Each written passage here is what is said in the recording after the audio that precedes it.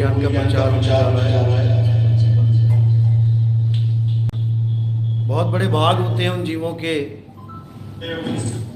जो अपने पूरे जीवन काल में एक बार भी इस मूल ज्ञान को सुन पाते हैं, और उससे भी बड़े भाग होते हैं उन जीवों के जो इस मूल ज्ञान को थोड़ा सा भी समझ पाते हैं। क्योंकि सुनना बहुत आसान है, आए बैठे घंटा 2 घंटा सुन के चले गए, लेकिन इस ज्ञान को समझना बहुत मुश्किल है। ये इतना मुश्किल है कि आप सोच भी नहीं सकते। आपका पूरा जीवन गुजर जाएगा।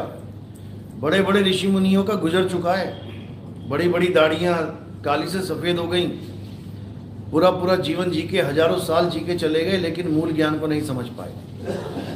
तंत्रों मंत्रों में जप तप में उलझ के रह गए, लेकिन आत्मज्ञान को नहीं समझ पाए। आज इसी आत्मज्ञान को अच्छे से समझाया जाएगा, ताकि आप सब जीवों का, परमात्मा के बच्चों का ये अनमोल जन्म, इंसान जन्म को क्या बोला गया है? अनमोल जन्म तो सभी ले रहे हैं। कुत्ता भी पैदा हो जाता है, बिल्ली भी पैदा हो जाती है, हाथी बकरा घोड़ा सब पैदा हो रहे हैं, इंसान भी पैदा हो रहा है, सब मर रहे हैं, इंसान भी चला जा रहा है। लेकिन फ़र्क क्या है बाकी जानवरों का और इंसान में? फ़र्क क्या है? इंसान जन्म को जो इंसान जन्म मिला है, इस इंसान जन्म का जो आपको लाभ मिला है, इसका असली पर्पस क्या है, मकसद क्या है? जब तक ये नहीं समझ में आया, जब तक ये किसी का सफल होने वाला नहीं है। तुम लाख पूजा पाठ कर लो, तुम लाख नमाजें पढ़ लो, तुम लाख प्रेयर कर लो, तुम लाख गुरुद्वारे में अरदासें लगा लो, तुम कुछ भी कर लो, उल्टा भी लटक जाओ पेड़ पे, तब भी कुछ होने वाला नहीं है तुम्हारा। एक टांग पे सारी उम्र खड़े होकर तपस्या करते रहो, तब भी कुछ नहीं होने वाला, क्योंकि ये सब करने के लिए इंसान जन्म मिला ही नहीं है। तो हमने ये जानना है कि इंसान जन्म मिला क्यों है, कारण क्या है, मकसद क्या है। मकसद जान जाओगे तो दया हो जाएगी मालिक की, कोई ना कोई उस मकसद को पूरा करने के लिए निकल पड़ेगा। और मकसद ही नहीं पता तो फिर क्या खाक इंसान जन्म सफल होगा? तो आज का सत्संग हम केवल मकसद बताने में लगाएंगे समय, कि मकसद क्या है। आम जीवन जानवरों का, वो भी इसी धरती पे आ रहे हैं, इसी आसमान के नीचे हैं, यही पानी यही हवा यूज़ कर रहे हैं, यही धरती यूज़ कर रहे हैं। हम भी इस संसार में आके वही सब यूज़ कर रहे हैं। हम में और उनमें फ़र्क क्या है? मरना उन्होंने भी है, हमने ही मरना है। बच्चे वो भी पैदा कर रहे हैं, हम भी कर रहे हैं, हमसे ज़्यादा देखभाल कर रहे हैं वो। कुतिया नई ब्याही हो, बच्चे हो रहे हैं उसको हाथ लगा के दिखा देना बच्चों को, काटने को दौड़ेगी। हर तरह से अपनी जिम्मेदारियां निभा रहे हैं। किसी मुर्गी के घर में, मुर्गी के घोंसले में मुर्गी के बच्चों को सांप काटने आ जाए, वो भिड़ जाती है सांप से। यानी तुम एक बार सोचोगे कि अरे हाथ लगाऊं कि ना लगाऊं, वो नहीं सोचेगी। यानी वो अपनी जिम्मेदारियां अच्छी तरह निभा रही है, सारे काम कर रही है, लेकिन फिर भी हमें इंसान जन्म मिला है, इसका मकसद जानना पड़ेगा, तभी सफल होगा। तो आज का सत्संग यही बताने में, यही समझाने में आज का सत्संग किया जाएगा, ताकि आप अपना मकसद जो भूल चुके हो, वो याद था कभी आपको? कब याद था वो? कब याद था? गर्भ जून में याद था वो। गर्भ में वो मकसद याद था आपको। गर्भ से निकलते ही ये माया की ठंडी ठंडी हवा लगी और ये बंदा भूल गया। आज उसी मकसद को दोबारा याद दिलवाएंगे, जिसके लिए कबीर साहब ने बोला कि भक्ति का जो कॉल है, जो भक्ति का वचन है, तूने गर्भ में कबूला था। गर्भवास में भक्ति कबूला और बाहर आके उसको भूला। अब बाहर आके किस में फंस गया? मेरी गाड़ी, मेरा मकान, मेरी दुकान, मेरा ये, मेरा वो, मेरे 3 बंगले, मेरे 5 बंगले, मेरी बड़ी बड़ी ज़मीनें, किलोमीटरों की ज़मीनें। और उसके बाद दूध में मक्खी की तरह जैसे निकाल के फेंक दिया जाएगा, फिर किसी माँ के गर्भ में पड़ जाएगा, उल्टा लटक जाएगा, फिर वही अरदासें करेगा, भगवान बचा लो, परमात्मा बचा लो, एक बार निकाल दो। अब ना जाता, अब दोबारा माया के जाल में नहीं फंसता। ये चलता ही रहेगा, ये चलता ही रहेगा। अनंतों युग बीत गए, यही वादा करके भूल के, फिर गर्भ में जाके वादा करके भूल के, फिर गर्भ में जाके वादा करके भूल के, अनंतों युग बीत गए। अब मौका आया है कि अब उसको याद करना है और कुछ नहीं करना।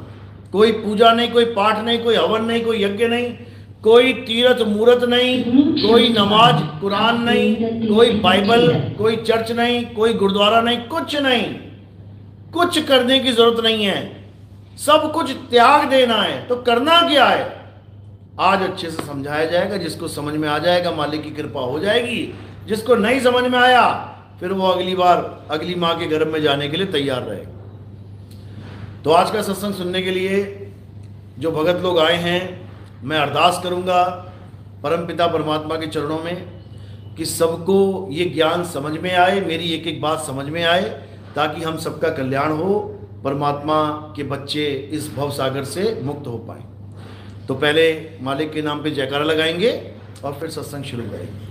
बोलिए परमपिता परमात्मा की, सदगुरु बंदी छोड़ कबीर साहिब की, सभी संतों की, सदगुरु मदनपति साहिब की, दीवान जवाहरपति साहिब की, सदगुरु राम सेवक साहिब की, सदगुरु भैरवपति साहिब की, कलीनपुर धाम की, आए हुए भक्तों की, इन सबके माता पिता की, इस गांव नगर बस्ती की, आज के आनंद की, सकल हंस को बंदगी साहिब।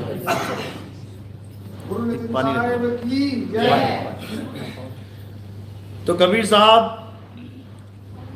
जो संतों में सर्वश्रेष्ठ शिरोमणि संत हैं, आज उनकी वाणी आपको बताई जाएंगी कि क्या कह रहे हैं, आपको कैसे चेता रहे हैं, क्या बोल रहे हैं। 1,84 भटक के और पौ पे अटका आए, और अब की पासा ना पड़ा तो फिर 84 जाए। यानी हे जीव, तू 1,84 भटकने के बाद, 1,84 मतलब कुत्ता, बिल्ली, हाथी, घोड़ा, बकरा, नाली का कीड़ा, गिद्ध, सुअर, पता नहीं क्या क्या बने, ये सब बनने के बाद एक जन्म इंसान का प्राप्त करके बैठा। ये जो आपको इंसान जन्म मिला है बहुत अनमोल है। ये इतना अनमोल है कि तुम सारी दुनिया की दौलत भी दे दोगे ना तब भी ना मिलने वाला है किसी को ऐसे। इसीलिए बोला मानुष जन्म अनमोल है और मिले ना बारंबार, तरवर जो पत्ता गिरे बोहर न लागे डार। कभी पत्ता गिर जाए ना, उसको दोबारा लगा के दिखा देना पेड़ पे, नहीं लगा पाओगे। दोबारा कब आएगा वो? जब पूरी रुत बीत जाएगी, दोबारा फिर उसी जगह पे लगेगा आके। वो तो चलो 1 साल में आ जाएगा वापस, पतझड़ गया, वापस सावन आया, मिल गया। लेकिन ये जो पत्ता है ये गिर जाए एक बार, इसको दोबारा लगने में 84 लाख बार जन्म लेना पड़ता है। पता नहीं किस किस योनियों में जाना पड़ेगा। बकरी बनोगे, कुत्ता कुतिया के गर्भ में चले गए, कुत्ता बन जाओगे, सांप के अंडे में चले गए, सांप बन के आ जाओगे। जैसा गर्भ मिलेगा, जैसा अंडा मिलेगा, वैसी ही शक्ल बन के तैयार हो जाएगी तुम्हारी। आज जो इतनी सुंदर शक्ल मिली है ना, 2 आंख, 2 पैर, हाथ, ये बाल, ये खाल, ये चेहरा, क्यों मिला है ऐसा? क्योंकि तुम्हें मां ऐसी मिल गई। जैसे सांचे में लोहा जाएगा वैसा ही ढल के बाहर आ जाएगा। तो हमें मां ऐसी मिल गई जिसका 1 सिर था, 2 हाथ 2 पैर थे, तो हमें भी 1 सिर 2 हाथ 2 पैर मिल गए।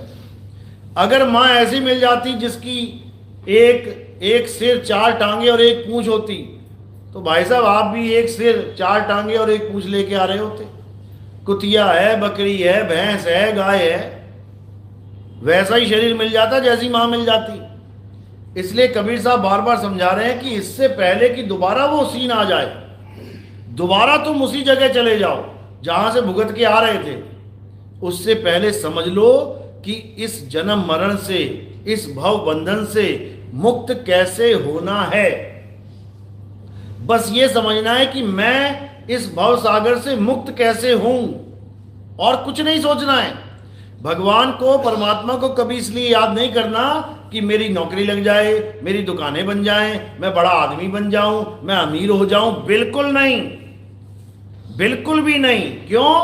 क्योंकि ये सब किसी के लेने देने से मिलता ही नहीं है। ये सब कर्मों का खेल है। ये तुम्हारे पुण्य कर्म हैं, तुम्हें अमीर बना के ला रहे हैं, तुम्हारे धंधे चलवा रहे हैं। और ये तुम्हारे पाप कर्म हैं कि तुम्हें बड़े आदमी से एकदम झटका लगा और तुम रोड पे आ गए। अब कहाँ गए तुम्हारे देवी देवता, अब तुम कहाँ गए तुम्हारे भगवान, अब कहाँ गए तुम्हारा अल्लाह, अब कहाँ गया तुम्हारा वाहिगुरु।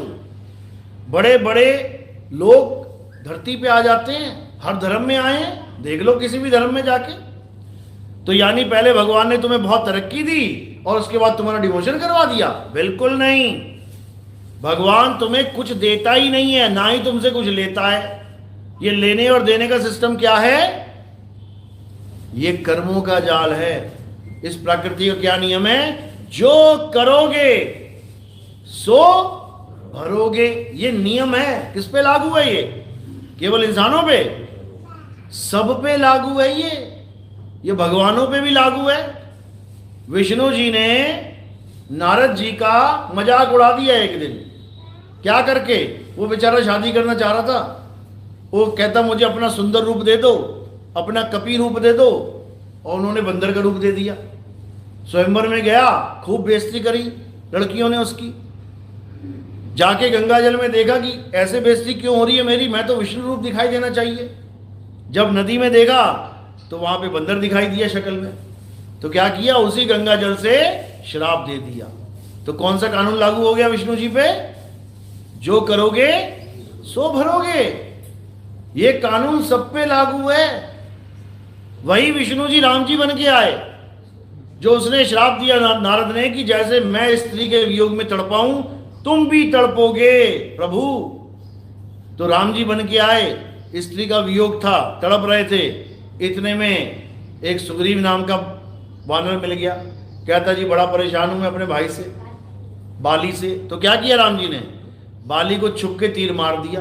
अब बाली मरता मरता शराब दे रहा है, कह रहा तुम क्षत्रिय थे, तुम क्षत्रिय धर्म निभाते, तुम मर्यादा पुरुषोत्तम हो, तुमने मर्यादा भंग कर दी। दो निहत्ते आपस में लड़ रहे हैं, तुमने छुप के तीर मार दिया। जाओ मैं तुम्हें श्राप देता हूं कि जैसे तुमने मुझे तीर मारा है वैसे ही मैं भी तुम्हें तीर मारूंगा। कितने युग बाद लगा तीर? एक युग बाद। यानी आज जो श्राप दिया है एक युग तक पीछा नहीं छोड़ा उसने। फिर वही राम जी कृष्ण जी बन के आए और पूरी लीला समाप्त करके पैर में तीर खा के, गुजरात में मंदिर है, तीर खा के गए हैं, यानी कर्म भोग भोग के गए हैं। यहां कोई बचने वाला नहीं है।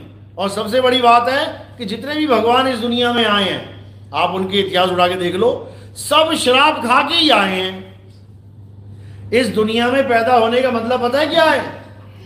ये जेल है। यहां पर शराब खा के ही पैदा होता है बंदा, नहीं तो आता ही नहीं यहां कोई। गंगा आई है ना यहां पे, गंगा को लेके आए थे, इतिहास पढ़ के देख लेना। किसने दिया था शराब? किसने दिया था? सबको शराब लगे हैं, A to Z। Sita ji आई हैं, शराब खा के आई हैं। कृष्ण जी आए हैं, शराब खा के आए हैं। भीष्म पितामह आया, शराब खा के आया। सारे श्रापित भगवान यहां आके पैदा होते हैं जिनको श्राप लग जाता है।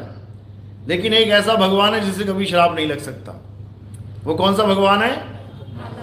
वो आत्मदेव है। उस आत्मदेव को कभी किसी का श्राप लगता ही नहीं है। सारी दुनिया के सारे संत महात्मा, सारे ऋषि मुनि, सारे भगवान एक साथ खड़े होके कह दें कि आत्मा की मृत्यु हो जाए, हो जाएगी क्या? कभी नहीं हो सकती। यानी देवों का देव अगर कोई है तो कौन है? आत्मदेव। इसीलिए बोला गया देवों का देव महादेव। कौन? आत्मदेव। गुरु ग्रंथ साहब में बिल्कुल साफ लिखा है कि किसकी पूजा करनी है? आत्मदेव पूजिए।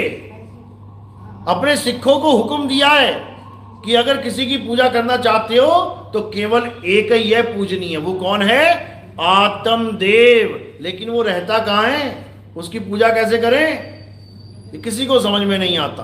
कृष्ण जी ने कहा, हे अर्जुन, इस दुनिया में दो प्रकार के तत्व हैं, एक असत्य और एक सत्य। असत्य क्या है? जो बनता और बिगड़ जाता है, जन्मता और मरता है, पल पल बदलता है, जो सदा एक सा नहीं रहता, वो असत्य है। यानी ये बॉडी, ये शरीर, ये पेड़ पौधे, ये जीव जंतु, ये सारा संसार पल पल बदल रहा है, बनता है, बिगड़ता है, ये सब असत्य है। और इसी संसार की पूजा हो रही है। अग्निदेव की पूजा कर लो, वायुदेव की पूजा कर लो, पवन देव की, जल देव की कर लो, धरती की पूजा कर लो, पेड़ों की पूजा कर लो, नीम की कर लो, बरगद की कर लो, तुलसी की कर लो, गाय की कर लो, सबकी पूजा हो रही है। यानी किसकी पूजा चल रही है? असत्य की, माया की पूजा चल रही है। अब कृष्ण जी समझा रहे हैं गीता में, हे अर्जुन, ये जितना भी पदार्थ, जितने भी तत्व बदल रहे हैं, ये सब माया है। माया की पूजा करना, माया में लिप्त रहना, यही जीव के पतन का कारण है। तो क्या करना है? अब उसकी पूजा करनी है। किसकी? नैनम छिंदंती शस्त्राणि, नैनम दहति पावका, न चैनम क्लोदंतापे, न शोष्यति मारुता। हे अर्जुन, इस आत्मा को ना तो कोई शस्त्र काट सकता है, ना अग्नि जला सकती है, ना वायु सुखा सकती है, ना जल भिगो सकता है। ये आत्मा अजन्मा है, नित्य है, शाश्वत है, पुरातन है। ये आत्मा ही सत्य सनातन है। ये गीता का ज्ञान बता रहा हूं मैं। जो गीता का ज्ञान लोग सुना सुना के कृष्ण जी की पूजा करवा देते हैं। कृष्ण जी की क्या करवाएंगे पूजा? कृष्ण जी की पूजा तो वो करवा सकता है जो कृष्ण जी के हम उम्र है, हम साथ है। ये कृष्ण जी की पत्थर की मूर्ति की पूजा करवा देते हैं, ये कृष्ण जी के कैलेंडर की पूजा करवा देते हैं, ये कृष्ण जी के फोटो की पूजा करवा देते हैं। जबकि कृष्ण जी ने इन सब तत्वों को माया बोला है, नाशवान तत्व बोला है। क्या फोटो को फाड़ नहीं सकते? क्या पत्थर को तोड़ नहीं सकते? क्या कैलेंडर को जला नहीं सकते? इनकी पूजा नहीं करनी है। किसकी पूजा करनी है? हे अर्जुन, इस आत्मा को ना तो शस्त्र काट सकता है, ना अग्नि जला सकती है, ना वायु सुखा सकती है, ना जल भिगो सकता है। इसकी पूजा कर, इसकी पूजा कर, कोई मना नहीं करता। लेकिन अगर पत्थरों की पूजा करोगे, पेड़ों की पूजा करोगे, तो हे अर्जुन, इस माया के जाल से तुम कभी नहीं निकल सकते। अब आत्मा की पूजा करें तो करें कैसे? सुनने में तो बड़ा अच्छा लगा, वाह, आत्मा तो अजर अमर अविनाशी है। लेकिन पूजा कैसे करें? किसकी करें? कैसे करें? उसके लिए क्या बोला कृष्ण जी ने? अध्याय 4 34वां श्लोक, हे अर्जुन, अगर तुम सत्य को प्राप्त करना चाहते हो, सत्य यानी आत्मा, आत्मा ही सत्य है, आत्मा के अलावा कोई सत्य नहीं है, रहने दो इसको। अगर तुम आत्मा की पूजा करना चाहते हो, अगर तुम आत्म तत्व को प्राप्त करना चाहते हो, तो क्या करना है? तुम ऐसे तत्वदर्शी संत की शरण में जाओ जिसने आत्म तत्व को जान लिया है। वहां पर यह नहीं बोला कि तुम किसी मंत्र जपने वाले गुरुजी के पास जाओ, वो तुमसे राधे राधे जपवाएगा 5 करोड़ 8 करोड़ 10 करोड़ बार। ऐसा बिल्कुल नहीं बोला। उन्होंने ये नहीं बोला कि तुम किसी बड़े से मंदिर के पुजारी के पास चले जाओ, वो बड़ी बड़ी आरतियां गवाएगा और खूब भोग लगवाएगा, या तुम किसी मेरी मूर्ति के आगे खड़े हो जाना, बिल्कुल नहीं। अध्याय 4 34वां श्लोक, तत्वदर्शी संत की महिमा बताई जा रही है। तत्वदर्शी संत क्या होता है समझ लो। तत्वदर्शी नाम में ही अर्थ छुपा हुआ है। डॉक्टर, नाम में ही अर्थ छुपा है ना। डॉक्टर बोलने के बाद ऐसा तो नहीं लगता कि ये साइकिल पंचर ठीक कराने जा रहा है बंदा कहीं। मैं डॉक्टर के पास जा रहा हूं, उसके नाम में ही अर्थ छुपा है। कहां जा रहा है? बीमारी दूर करवाने। मैं डेंटिस्ट के पास जा रहा हूं, डेंटिस्ट में ही छुपा हुआ है कहां जा रहा है। मैं ऑप्थेल्मोलॉजिस्ट के पास जा रहा हूं, वह इसी में नाम छुपा है। मैं पेट्रोल पंप जा रहा हूं, नाम में ही अर्थ छुपा है। इसी प्रकार तत्वदर्शी संत, नाम में ही अर्थ छुपा हुआ है। नाम क्या है? तत्वदर्शी, यानी तत्व का दर्शन कराने वाला। बिल्कुल सिंपल। इसमें कोई मंत्र नहीं, कोई जंतर नहीं, कोई पूजा पाठ नहीं, कोई हवन यज्ञ नहीं, कोई नमाज नहीं, कोई अरदास नहीं, कोई कुछ नहीं। केवल तत्वदर्शी, यानी 2 प्रकार के तत्वों में से असत्य को छुड़वाने वाला और सत्य तत्व को लखाने वाला। बस और कुछ नहीं करना है, बस और कुछ नहीं करना है। बस 2 प्रकार के तत्वों का ज्ञान समझ लो, एक सत्य और एक असत्य। असत्य को त्याग देना है, सत्य को धारण कर लेना है। अब असत्य क्या है? जो कुछ तुम्हें इन आंखों से दिखाई दे रहा है, A to Z वो सब असत्य है। जो तुम्हें आंखों से दिख गया वो असत्य है, एक स्वप्न है, एक कल्पना है, इमेजिनेशन है, इल्यूजन है। समझ लो, चाहे उसमें कोई भी दिखाई दे जाए, कोई भगवान भी तुम्हारे आगे प्रकट हो गया ना, भोले शंकर भी आ गए, राम जी आ गए, हनुमान जी, कृष्ण जी आ गए, या मुसलमानों के आगे खुदा खड़ा हो गया, या ईसा मसीह के धर्म वालों के सामने ईसा मसीह, कोई भी खड़ा हो गया, तुम्हारे सामने मैं भी बैठा हूं ना, और मेरे सामने तुम बैठे हो, ये सब झूठ है, कल्पना है, ये सब माया है। कोई भी चीज जो दिख रही है वो असत्य तत्व है, और सत्य तत्व क्या है? आत्मा ही सत्य तत्व है। आत्मा इस संसार से परे है। इसी को बोला उमा कहूं मैं अनुभव अपना, सत्य हरि भजन जगत सब सपना। यानी तुम अपना एक सपना देख रहे हो, मैं अपना एक सपना देख रहा हूं, हर इंसान यहां पे सपना देख रहा है, और उसी सपने में आप बैठे हुए हो। आप इस वक्त सो रहे हो लेकिन आपकी आंखें खुली हैं, इसलिए आपको लग रहा है कि मैं जाग रहा हूं। जैसे सपने में जब तुम सो जाते हो, सपने में भी तुम्हारी आंखें खुली होती हैं, सपने में तुम्हारी लॉटरी लगती है 5 करोड़ 10 करोड़ 100 करोड़, सपने में तुम्हारे टेंडर पास होते हैं, अरे मुझे 5,000 करोड़ का टेंडर मिल गया। सपने में तुम्हारे बड़े बड़े पार्टियां फंक्शन होती हैं, सपने में तुम्हारे झगड़े होते हैं, सपने में तुम्हारी शादियां हो जाती हैं, सब कुछ हो रहा है सपने में, आंखें खुली है सपने में, लेकिन फिर भी वो सपना ही है। और अगर उस सपने में जाके कोई तुम्हें कहे अरे ये सपना है, तुम मानोगे नहीं। सपने में तुम्हारे पीछे शेर भाग रहा है, मैं लाख बार कह दूं वहां जाके अरे ये सपना है, झूठ है, ये सपने का शेर है, तुम मानोगे नहीं। क्यों?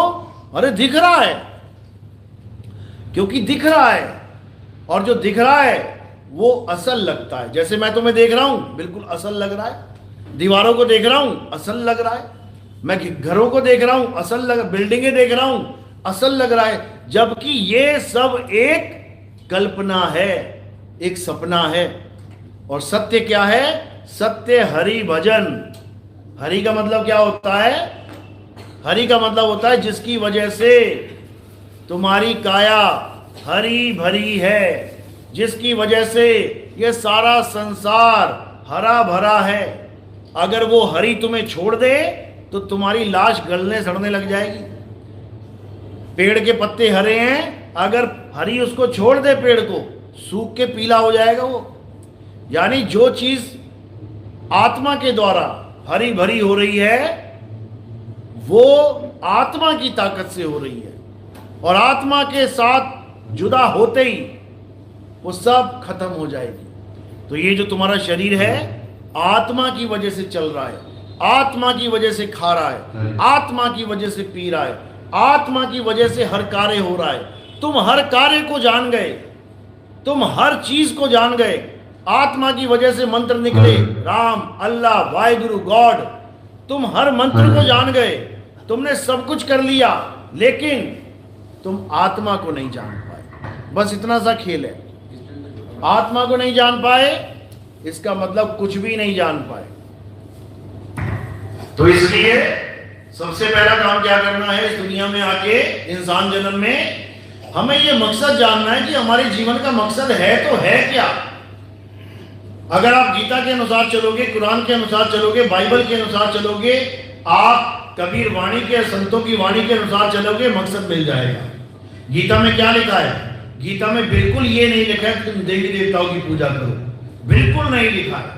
बल्कि जो देवी देवताओं की पूजा करते हैं उनको अल्प बुद्धि यानी छोटी बुद्धि के लोग बोला है।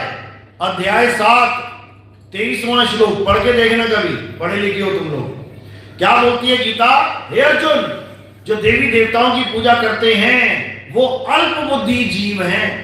देवी देवताओं की पूजा करने वाला देवलोक को चला जाता है, पितरों की पूजा करने वाला पितरलोक को चला जाता है, भूतों की पूजा करने वाला भूतों के लोक में चला जाता है।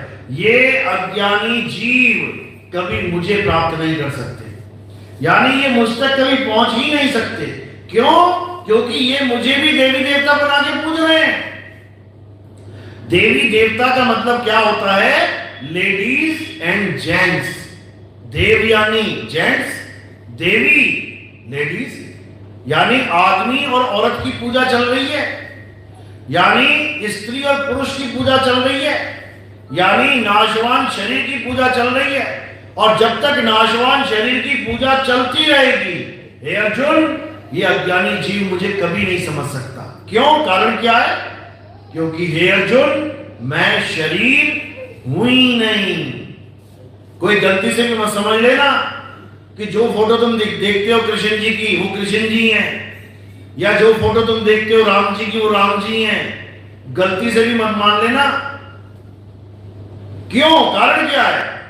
क्योंकि केवल वो इंसान नहीं है कि तुमने इंसान ही बना दिया, उनको आदमी बना दिया। राम जी एक आदमी, सीता एक औरत, कृष्ण जी एक आदमी, राधा एक औरत। अरे वही विष्णु जी के अवतार मछली का भी है, मत्स्य अवतार, पहला अवतार। तो क्यों नहीं कहते कि विष्णु जी मछली है? दूसरा अवतार कछुए का, कुरुम अवतार, क्यों नहीं कह देते कि विष्णु जी कछुआ है? तीसरा अवतार वरा अवतार, क्यों नहीं कह देते कि जंगली सुअर का रूप है विष्णु जी का? चौथा अवतार आधा आदमी आधा जानवर, नरसिंह, तो क्यों नहीं कह देते कि आधा आदमी आधा जानवर है विष्णु जी? क्यों टैग लगा दिया कि केवल आदमी ही है, जबकि वो आदमी भी नहीं है? भस्मासुर को किसने मारा था? आदमी ने कि औरत ने? औरत ने। कौन था वो औरत? विष्णु जी। तो भैया आदमी हो कि औरत हो, यही बता दो। अरे मछली हो कि कछुआ हो, यही बता दो। बड़ा हो कि आधा नरसिंह हो, यही बता दो। उनका कोई रूप नहीं है, वो किसी भी रूप में खड़े हो सकते हैं तुम्हारे आगे। समझो, कहते हैं हाथी में हाथी बन बैठा, चींटी में बना चींटी तू। वो हाथियों के सामने हाथी खड़ा बन के खड़ा हो जाएगा तुम्हारे सामने, तुम पहचान ही नहीं पाओगे उसको। वो चींटी में चींटी बन के बैठ जाएगा, तुम समझ ही नहीं सकते उसको। यानी उनका कोई रूप रंग नहीं है, और सारे रूप भी उसी के हैं। सबसे बड़ी दिक्कत ये है, यानी विष्णु जी एक आत्मा है, उनका कोई रूप रंग नहीं है। रूप न रेख न रंग प्रभु, तीन गुणों से भिन्न, तिस ही बुझाए नानका, जिस होवे प्रसन्न। जिस पर मालिक की कृपा होती है वो ये बात जान पाता है कि हम आत्मा हैं। जब हम आत्मा हैं तो फिर हम शरीर नहीं रहे। आत्मा अविनाशी होती है कि शरीर? शरीर अविनाशी होता है। बहुत बढ़िया। आत्मा अविनाशी है, शरीर नाशवान है। आत्मा ने शरीर को पकड़ा है कि शरीर ने आत्मा को पकड़ा है? आत्मा ने शरीर को पकड़ा है, ये पकड़ा हुआ है आत्मा ने शरीर। और जब हम शरीर को छोड़ देंगे, ये छोड़ दिया, तो कौन गिरा? शरीर गिरा कि आत्मा गिर गई? बस इसी को समझना है। जब भी हम कहते हैं मेरे पिताजी ने शरीर छोड़ दिया, मेरे चाचा जी ने शरीर छोड़ दिया, तो कौन छूटा? शरीर। कौन मरा? शरीर। और जिसने छोड़ा वो अमर है, वो अमर है। तुम्हारी मां, तुम्हारे पिताजी, तुम्हारे भाई बंधु, तुम्हारे चाचा नाना जी, तुम अमर हो। अमर गाते तो हो लेकिन समझ नहीं पाते। ईश्वर अंश जीव अविनाशी, सब गा रहे हैं। बड़े से बड़ा पंडित, बड़े से बड़ा योगेश्वर, बड़े से बड़े ज्ञानी पुरुष सब यही लाइन बोल रहे हैं, ईश्वर अंश जीव अविनाशी। उसके बाद भोग पे भी बैठ जाते हैं जाके, फिर कहते हैं 13 दिन हो गए, इनके पिताजी का देहांत हो गया। बताओ, पिताजी को मरवा भी दिया, फिर भी नहीं समझ पाए कि पिताजी अमर है। मरा कौन है? शरीर मरा है। बस इसी को समझना है। यानी जो चीज मर जाए, गल जाए, सड़ जाए, उसकी पूजा नहीं करनी है। असली सनातनी वो नहीं होता जो पत्थरों की पूजा करता है, जो मंत्रों के जाप करता है, जो यज्ञों की, जो पर्वतों की, जो नदियों की परिक्रमा करता है। वो असली सनातनी नहीं है। असली सनातनी कौन है? जो आत्मदेव को जानता है, जो आत्मा में स्थित होता है। अध्याय 3 17वां श्लोक पढ़ो क्या लिखा है। ये नहीं लिखा तुम मेरे मंदिर जाओ मेरा नाम जपो, क्या लिखा है? हे अर्जुन, जो अपनी आत्मा में रमण करते हैं, जो अपनी आत्मा में तृप्त हैं, जो अपनी आत्मा में संतुष्ट हैं, उनके लिए कोई धार्मिक कर्म कर्तव्य लागू ही नहीं होता। यानी वो सारी उम्र मंदिर ना जाए, वो सारी उम्र एक बार भी ना बोले राम, एक बार भी ना बोले, तब भी वो सबसे बड़ा भगत कहलाएगा। क्यों? क्योंकि उसने गुरु के द्वारा वो ज्ञान प्राप्त कर लिया है जिससे वो अपनी आत्मा में रमण करेगा। और जो आत्मा में रमण करेगा वो क्या हो जाएगा? आत्मा ही हो जाएगा, अमर हो जाएगा। समुद्र में अगर गंगा नदी गिर जाए तो क्या हो जाएगी? समुद्र ही हो जाएगी। गंगा कौन जाएगा फिर उसे? कोई ना कहता। इसी प्रकार ये जीव जब अपने परमात्मा में लीन हो जाएगा फिर इसे जीव कोई नहीं कहेगा, फिर ये परमात्मा ही हो जाएगा। इसी को समझाया जा रहा है। कृष्ण जी ये नहीं कहते कि तुम मंदिर जाओ पत्थर पूजो। कृष्ण जी कहते हैं हे अर्जुन, आत्म तत्व को जानो, मैं आत्मा हूं, अजन्मा हूं, नित्य हूं, शाश्वत हूं। वो बार बार समझा रहे हैं कि मैं अजन्मा हूं, अजन्मा हूं। अध्याय 4 5वां श्लोक पढ़ लेना। मैं अजन्मा हूं, लेकिन हम सब उनको जन्माने में लगे पड़े हैं। जन्माष्टमी मनाते हैं उनकी। कृष्ण जी जन्मे थे तो फिर मरेंगे भी, फिर पैर में तीर लग के मरना भी पड़ा, तो मरने का दिन भी मनाओगे, जन्मदिन मनाओगे तो मरण दिन भी तो मनाना पड़ेगा। इसलिए जिसका कभी जन्म हुआ ही नहीं उसका जन्मदिन क्या मना पाओगे? कभी नहीं मना सकते। तो हम क्या हैं? हम अजन्मे हैं। हमारा कभी ना तो कभी जन्म होता है, ना ही हमारी कभी मृत्यु होती है। कृष्ण जी का ना तो कभी जन्म हुआ, ना ही उनकी मृत्यु होगी। राम जी का ना तो कभी जन्म हुआ, ना उनकी मृत्यु होगी। तो जन्म और मरण किसका होता है? शरीर का। शरीर क्या है? ये 5 तत्व है। थोड़ी सी मिट्टी, थोड़ा सा पानी, थोड़ी सी आग, थोड़ी सी हवा, थोड़ा सा आसमान, और 5 को गूंद के ये बन गया शरीर। अब ये क्या है?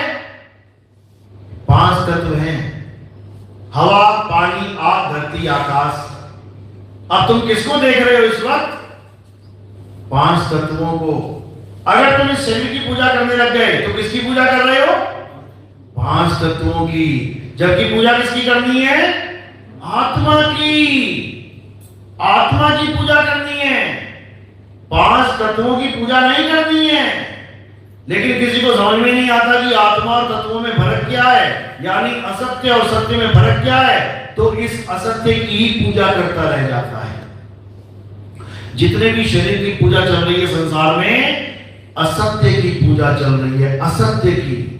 तो कबीर साहब समझा रहे हैं कि 2 प्रकार के तत्व हैं।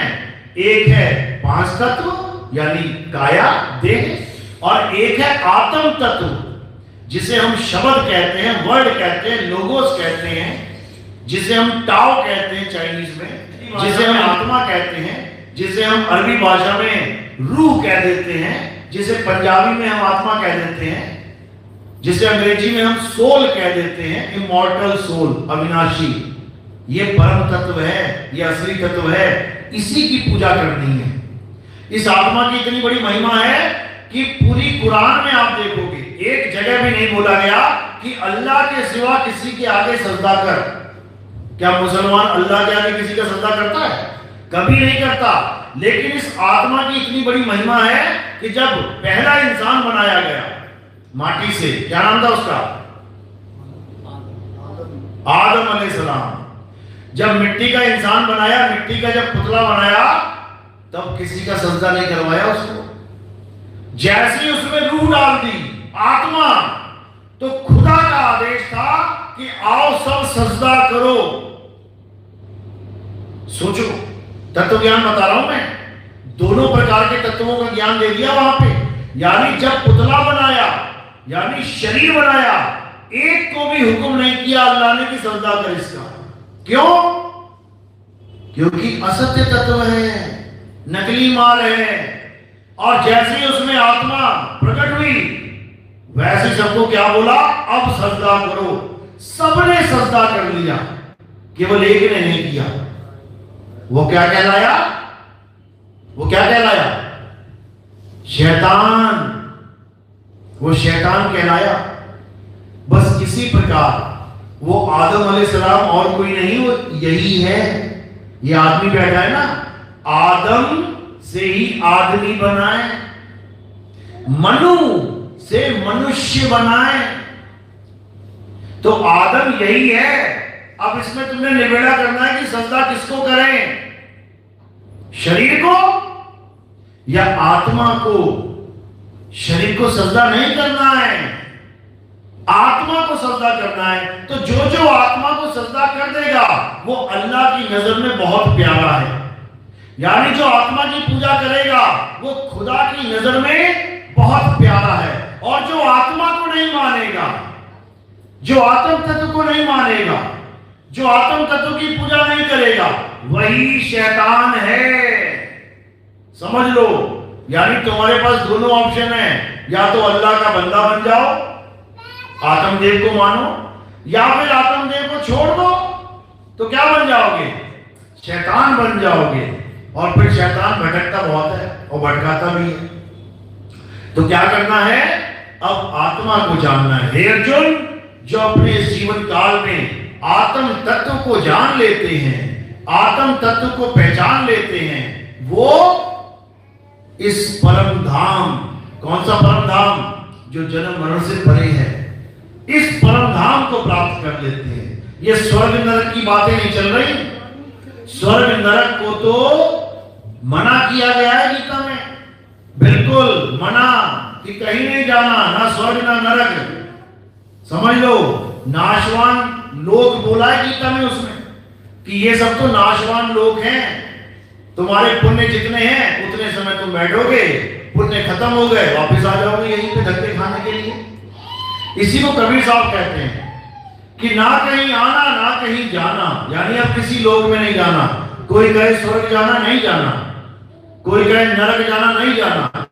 कोई कहे शिवलोक गोलोक किसी लोक में जाना, नहीं जाना। किसी भी लोक में नहीं जाना। क्यों? कारण क्या है? क्योंकि लोक में जाने के बाद तुम्हें देह धारण करना पड़ेगा।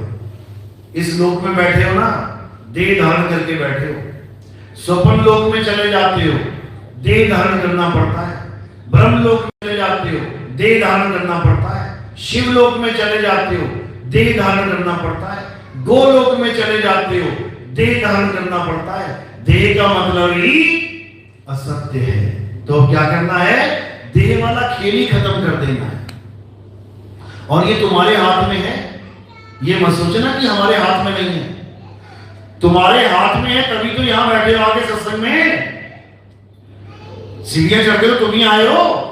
इसका मतलब तुम्हारे हाथ में कुछ ना कुछ तो है। बाकी मौज मालिक की होती है। जो जो मांगो ठाकुर अपने से सोई सोई देवे। लेकिन मांग तो रहे हो ना, वो तो मांगने के बाद दे रहा है तुम्हें। ले नहीं सकते तुम कुछ भी, मांग सकते हो। इसी प्रकार ये जो ज्ञान है, ये जो मुक्ति का ज्ञान है, ये प्रदान तो परमात्मा ही करते हैं। लेकिन तुम्हारी केवल एक जिज्ञासा अवश्य, जिज्ञासा तो उत्पन्न कर लो कि हाँ, आज मैंने आत्मा के बारे में सुना है तो मैं आत्मा के बारे में डीप स्टडी करूंगा, नॉलेज लूंगा। आखिर कृष्ण जी आत्मा की महिमा गा रहे हैं, तो क्यों गा रहे हैं? अरे पूरे युद्ध में दोनों बीच में खड़े हैं मैदान में, और आत्मा आत्मा का जिक्र हो रहा है। ऐसा क्या है आत्मा में? तीर चलाने को बोलो, धनुष चलाने को बोलो, समझ में आता है। आत्मा में रमण करो, वो भी बीच जंग में कुरुक्षेत्र की धरती पे समझाया जा रहा है कि आत्मा में रमण करो। ये क्या होता है भाई? तो ये तब समझ में आता है जब आपके जीवन में कोई आत्मज्ञानी गुरु आ जाता है। आत्मज्ञानी गुरु का मतलब ये बिल्कुल नहीं होता कि तुम्हें किसी भगवान की पूजा कराने वाला या तुम्हें किसी भी देवी देवता की पूजा कराने वाला, बिल्कुल नहीं। आत्मज्ञान का मतलब क्या होता है समझ लो। जो वर्ड आत्म है, आत्म बड़ा निराला वर्ड है ये। निराला, निराला क्यों बोलते हैं? यानी बाकी सबसे अलग है ये। क्या कारण है? बाकी सारे शब्द दुनिया की तरफ इशारा करेंगे, केवल आत्म शब्द ये तुम्हारी तरफ इशारा करेगा।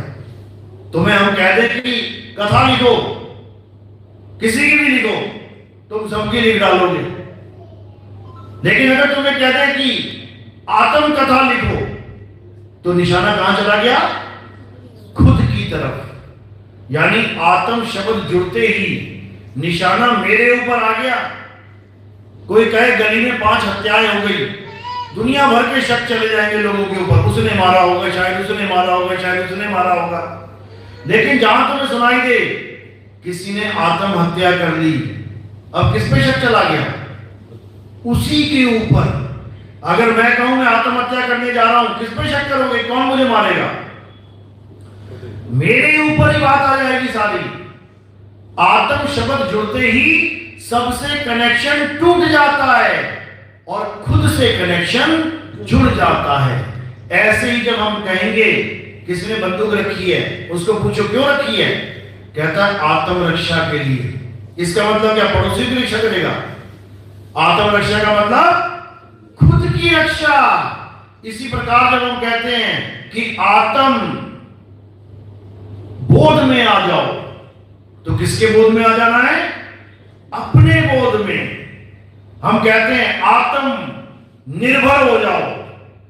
अब आत्म निर्भर मतलब गलियों में भीख मांगनी है लोगों से, उधारी मांगनी है लोगों से, मदद मांगनी है लोगों से? बिल्कुल नहीं। आत्मनिर्भर यानी खुद पे निर्भर हो जाओ। इसी प्रकार आत्मज्ञान, आत्मज्ञान यानी किसी और का ज्ञान नहीं कि मैं राम राम जप लूं 5 करोड़ 10 करोड़ 20 करोड़ बार, राम राम राम राम राम राम राम राम, तो मैं किसी और का नाम जप रहा हूं। आत्मज्ञान का मतलब ये बिल्कुल नहीं कि मैं राधे राधे राधे जपूं, किसी और का नाम जप रहा हूं मैं। आत्मज्ञान का मतलब ये बिल्कुल नहीं कि मैं अल्लाह अकबर करूं, किसी और का नाम है वो। आत्मज्ञान का मतलब बिल्कुल नहीं कि मैं वाहिगुरु वाहिगुरु करूं तो मुझे आत्मज्ञान हो जाएगा, कभी नहीं हो सकता। आत्मज्ञान का मतलब है कि जब मैं हर प्रकार के पराये ज्ञान को, पराये नाम को, पराये ध्यान को छोड़ के अपना नाम जपूं, अपना ध्यान करूं, अपना ज्ञान प्राप्त करूं, अपनी आत्मा में रमण करूं, तब समझो कि अब हम बन गए आत्मज्ञानी। तो कबीर साहब यही समझा रहे हैं, जल में नीन प्यासी मोहे देखत आवे हासी, आत्म ज्ञान बिना नर भटके, कभी काबा कभी काशी। कह रहे कहां भटक रहा है इंसान आत्म ज्ञान के बिना? कभी काबा। मुसलमान भाई कहां भाग रहे हैं? काबा में भाग रहे हैं। हिंदू भाई कहां भाग रहे हैं? काशी में भाग रहे हैं, मथुरा में भाग रहे हैं, वृंदावन में भाग रहे हैं। जबकि जाना कहां है, रमण कहां करना है? अध्याय 3 17वां श्लोक, हे अर्जुन अपनी आत्मा में रमण करो। अब आत्मा कहां पे है? आत्मा कहां है हमारी? अयोध्या में है। कहां पे? वृंदावन में। आत्मा पता है ना, आत्मा नाम सुना है ना? अपनी अपनी आत्मा लेके आए हो सब? घर तो ना छूट गई किसी की? पक्का लेके आए हो? एक बार हाथ लगा के चेक करो जरा। है? कैसे पता लगा? ये तो शरीर को हाथ लगा रहे हो, चल रहे हो, खा रहे हो, पी रहे हो, हंस रहे हो, देख रहे हो, इसका मतलब आत्मा है। कहां है? जहां तू है वही आत्मा है। यानी उस आत्मा से तुम कभी जुदा हो ही नहीं सकते। कैसे? जैसे तिल में तेल होता है। अब तिल में तेल है, लेकिन तेल को ढूंढने के लिए गलियों में ढूंढने लग जाए, मूर्ख कहेंगे उसे। जैसे दूध में घी है, लेकिन दूध घी को ढूंढने के लिए गलियों में ढूंढने लग जाए, मूर्ख कहेंगे उसे। इसी प्रकार तुम्हारा परमात्मा तुम्हारी आत्मा में विराजमान है। अपनी आत्मा को ढूंढो, उसी में परमात्मा का वास है। समझ लो, तेल को ढूंढो, उसी में तेल का वास है। कह रहे ज्यो तिल माही तेल है, ज्यो चकमक में आग, तेरा साईं तुझ में है, जाग सके तो जाग। बस जागना ही है। जागना जागना क्यों बोल रहे हैं कबीर साहब बार बार? क्योंकि ये संसार एक सपना चल रहा है, ये एक स्वप्न है। स्वप्न में तुमने पैदा भी हो गए, स्वप्न में तुम बड़े भी हो गए, स्वप्न में तुम शादियां भी करके बैठ गए, सपने में तुमने बच्चे भी पैदा कर लिए 5, 7, 8, 10, और सपने में तुम बूढ़े भी हो गए, अब मरने वाले हो। इसके बाद दोबारा एक नया सपना चालू हो जाएगा। ऐसे अनंत सपने बीत चुके हैं, अनंत। ये सपने कभी खत्म होने वाले नहीं हैं। वो रात वाला सपना 4, 5, 6 घंटे आता है, खत्म हो जाता है, अगले दिन बदल जाता है। ये वाला सपना जरा लंबा है, 10 साल, 20 साल, 50 साल, 60 साल, 70 साल, 100 साल लंबा सपना, इसलिए असली लगता है। सपने वाले सपने में लॉटरी लगी 50 करोड़ की, जैसे सपना टूटा वो पैसा खत्म, अगले सपने में तुम अमीर नहीं होगे। इस वाले सपने में लॉटरी लगी 50 लाख की, तुम्हें रोज पड़ा मिलेगा वो सपना बैंक में, रोज पड़ा मिलेगा अपने गोदाम में, रोज पड़ा मिलेगा अपने लॉकर में। तो तुम्हें क्या लगेगा? सपना नहीं है, सच है। ये सच है, ये सोफा सच है, ये माला सच है, ये सब सच्ची तो है, जबकि ये सच नहीं है मेरे भाई। ये तुम्हें माया भरमा रही है। सच सच सच करते करते करते इसी सपने में तुम्हारा जन्म बर्बाद कर देगी, उसके बाद 1,84 में भटका देगी। एक बार इंसान जन्म मिलता है, केवल एक बार। सोचो, जो हमें इंसान जन्म दे रहा है इस संसार में, उसको टेंशन है, उसको डर है कि इसको एक बार के बाद दोबारा न देना पड़ जाए। क्यों?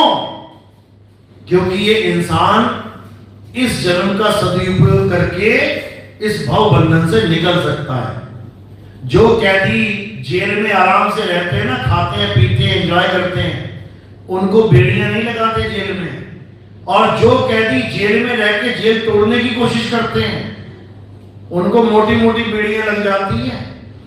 समझ लो, यानी इंसान जन्म वो जन्म है जहां पर तुम ये जेल तोड़ सकते हो।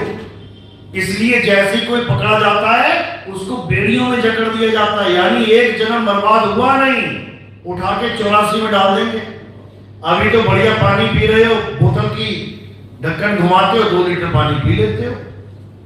अब जब हिरन बन जाओगे ना, और जब शेर दौड़ाएगा तो क्या होगा? 2 किलोमीटर भागते नजर आओगे, प्यास लगेगी, फिर पानी पीने जाओगे तो भी कौन बैठा है बीच में? मगरमच्छ बैठा है।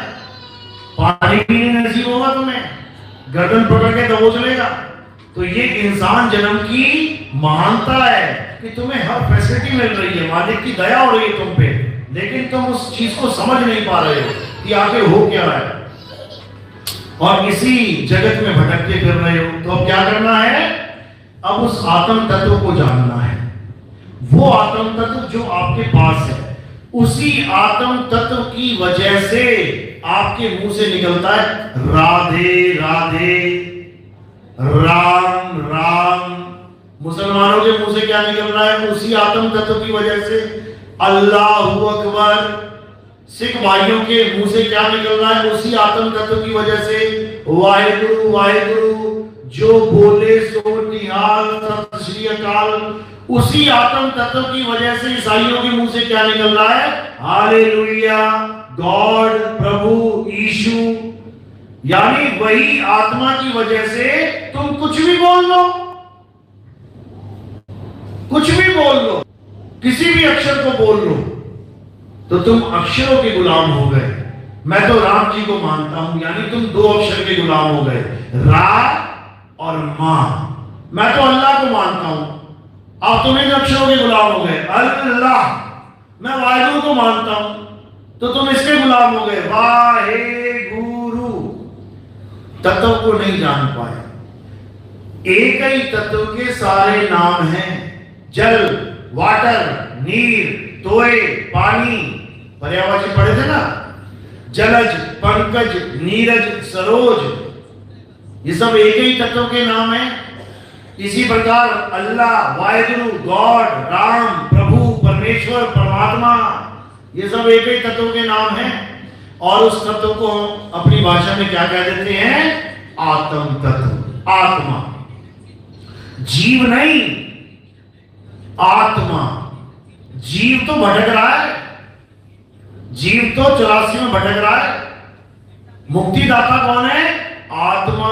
हे अर्जुन, आत्मा ही सत्य है, सत्य ही मुक्ति देगा तुम्हें। तो क्या करना है? अब आत्मा को जानना है। अब केवल अक्षरों के चक्कर में नहीं पड़ना है। ये अक्षर किसने बनाए हैं? हिंदी के, पंजाबी के, उर्दू के, फारसी के इंसानों ने बनाए हैं। जब आदि मानव था, नंगा घूमता था, बंदर की तरह दिखाई देता था, खाने पीने को कुछ था नहीं, जानवरों की तरह शिकार करता था, आग भी नहीं थी, पत्थरों से टकरा टकरा के आग जलाना सीखा, आग जला भी नहीं, तब भी उसका नाम नहीं पता कि रखूं क्या। आग जलाते क्या उसने आग बोलना शुरू कर दिया। पता नहीं कितने सालों के बाद बुद्धि विकसित हुई और उसने मुंह से निकलने वाली आवाजों को सांकेतिक रूप में यूज करना शुरू कर दिया। आप देखोगे आज भी अफ्रीका के जंगलों में तुम्हें नंगे लड़ंगे आदमी मिलेंगे। कौन है वो लोग? कौन है वो? आदि मानव है वो, आदिवासी है वो लोग, जिनके पास ना हिंदी है, ना पंजाबी, ना उर्दू, ना अंग्रेजी, ना फ्रेंच, ना जर्मन, ना इटालियन, ना ब्रैक। वो आज भी संकेतों से वो आज भी संकेतों से एक दूसरे को इशारा कर रहे हैं। हाँ, हिरन है वहां पे, आ जाओ, सारे घेर लो। अलग अलग आवाजें उन्होंने नोट कर रखी हैं। लेकिन जो बुद्धिमान हो गए उन्होंने उन आवाजों को अक्षरों में बदल दिया। भारत के जो आदि मानव थे उन्होंने कितने अक्षर पैदा कर दिए मुंह से? 52 अक्षर। देखो कैसे किए। आ आ, ई ई, उ उ, ए ए, ऐसे जब करते जाओगे टोटल मिला के 52 हो जाएंगे। यानी इन अक्षरों को लिपिबद्ध कर दिया इस आदि मानव ने। उसके बाद अपने कबीले वालों को वही सिखाने लगे। हम भी वही सिखाने भेजते अपने बच्चों को, जाओ बच्चों पढ़ के आओ। क्या पढ़ाते हैं वहां पे? बेटा बोलो आ ई। वो आदि मानव का बच्चा है, वो उसको पढ़ाने के लिए भेज रहे हैं हम लोग। वही अक्षर पढ़ पढ़ के आ रहा है। बेटा बोलो कलम, जो उस समय आदि मानव ने बोला था कलम, तो आ गई कलम। आज तक उस कलम का नाम नहीं बदल पाए हम। जो आदि मानव ने नाम रखा था आज तक हम उसका नाम नहीं बदल पाए। उसने मिट्टी का नाम मिट्टी रखा था, तुमने मिट्टी से कुछ और बना दिया क्या? क्षेत्रीय भाषा में बना दिया होगा, मिट्टी को माटी कह दिया, मट्टी कह दिया, मट्टा कह दिया। लेकिन मिट्टी मिट्टी है, पानी पानी है। यानी उनके अक्षरों से हम छिड़कानी नहीं कर पाए। जैसे अंग्रेजों ने, क्योंकि अंग्रेज आदि मानव भी थे, केवल हिंदुस्तानी आदि मानव थोड़ी नहीं थे। अंग्रेज आदि मानवों ने भी अक्षर बनाए। कितने अक्षर बना दिए? 26 दूनी 52, यानी हमसे आधा। उनकी बुद्धि कितनी थी आदि मानवों की? हमारे आदि मानवों से आधी बुद्धि थी। हम 52 बना के बैठे हैं, वो 26 पे खत्म हो गए। उन्होंने बना दिया ABCDEFG और 26 अक्षरों में आज तक अटके रहे। 27वां ना बना पाया कोई। सोचो, यानी उन्हीं आदि मानवों की देन है ये। का खा गा, टा खा डा, पा फा बा, ABCD। तो ये नाम किसने बनाए हैं? ये जितने भगवानों के नाम चल रहे हैं, ये नाम जपले, वो नाम जपले, किसकी वजह से बने ये नाम? आदि मानव की वजह से, अक्षरों की वजह से। अगर आदि मानव अक्षर नहीं बनाता तो क्या होता? तो भगवान के नाम पे धंधा नहीं हो रहा होता। ना तो राम होता, ना कृष्ण नाम होता, ना कबीर नाम होता, ना अल्लाह, ना वाहिगुरु होता। यानी आदि मानव तो होता, जीवन तो होता। कुत्ते बिल्ली का भी जीवन है। बिना अक्षरों की खोज करे आज भी भैंस युगों युगों से चलती आ रही है। आज भी छिपकली युगों युगों से चलती आ रही है।